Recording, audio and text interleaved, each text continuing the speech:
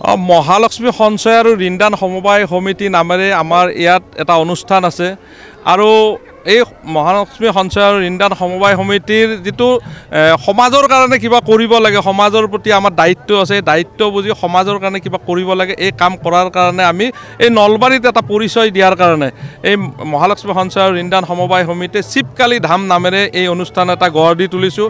আৰু এই অনুষ্ঠানটো আমাৰ 2020 চনৰ পৰা আৰম্ভ হৈছিল আৰু 2023 চনত আমি ইয়াত ৰাইজৰ বাবে এই বাবা ভোলানাথৰ মূৰ্তিটো মুকলি কৰি দিছিলোঁ। আৰু অহাবাৰ 2026 চনত আমি মা কালীৰ এটা মন্দিৰ নিৰ্মাণ কৰি আছোঁ। এই 2026 চনত শিৱৰাত্ৰিৰ পিছদিনা আমি মা কালীৰ মন্দিৰটো আমি ৰাইজৰ বাবে মুকলি কৰি দিম। আজি 26 তাৰিখ মহাশিৱৰাত্ৰি। এই শিৱৰাত্ৰিত বিভিন্ন প্ৰান্তৰ পৰা আমাৰ ইয়াত ভক্তপ্ৰাণ ৰাইজে আহি ভিৰ কৰিছে, আপোনালোকে দেখাই পাইছে। আৰু যিসকলে এতিয়াও অহা নাই আৰু তেখেতসকলক মই নিমন্ত্ৰণ জনাইছোঁ, আহক আজি 26 তাৰিখ মহাশিৱৰাত্ৰিৰ দিনা বাবা ভোলানাথৰ আশীৰ্বাদ লওক আৰু অহাকালি মা কালীৰ আশীৰ্বাদ লওক।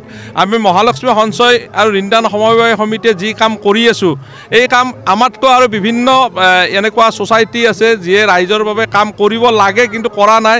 আমি এই ছ'চাইটিয়ে ৰাইজৰ বাবে যিখিনি কৰিছোঁ সেইখিনিৰ কাৰণে ৰাইজে বহুত আনন্দিত হৈছে। আৰু আমাৰ পিছফালে এখন শ্মশান আছে, সেই শ্মশানখনৰো কাম আমি সম্পূৰ্ণৰূপে কৰি আছোঁ। তাত কোনোবা যদি গৰীব মানুহ আহে, তাত খৰিৰ পৰা যাৱতীয় সা সামগ্ৰী যি লাগে আমি মহালক্ষ্মী সঞ্চয় আৰু ঋণদান সমবায় সমিতিৰ তৰফৰ পৰা আমি যোগান ধৰোঁ।